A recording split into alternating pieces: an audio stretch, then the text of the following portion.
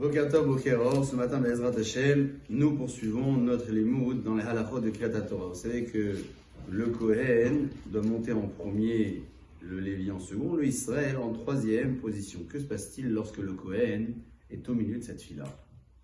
On a besoin de le faire monter à la Torah.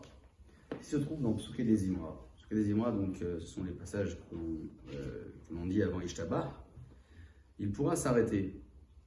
Il pourra même monter à la Torah, dire les brachot bien évidemment, mais lire avec le Baal Koré, avec le lecteur, parce que vous savez que lorsque vous montez à la Torah, vous êtes censé vous-même lire la paracha.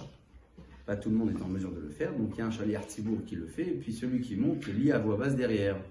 Le Kohen ici, qui est au milieu de ces psuké des Imra, pourrait également le faire. Il montera la Torah, il dira les brachot, et il dira donc doucement la paracha avec le Baal Koré.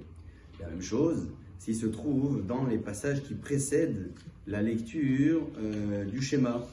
Il pourra s'arrêter, même s'il s'agit des brachot du Kriyat Shema.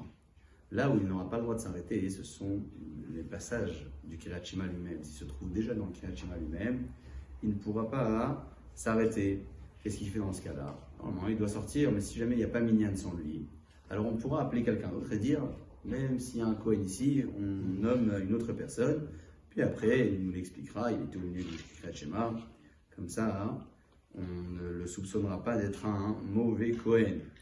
Toujours en parlant des interruptions permises à propos de la Kriyat Torah, c'est noté également que si le fidèle lecteur se trouve au milieu des psuké des Imra, c'est le seul qui peut lire à la Torah, il pourra s'arrêter, lire à la Torah sans faire les Hashkavot, les Mishiverach, etc., pour acquitter le Kahal dans ce cas-là.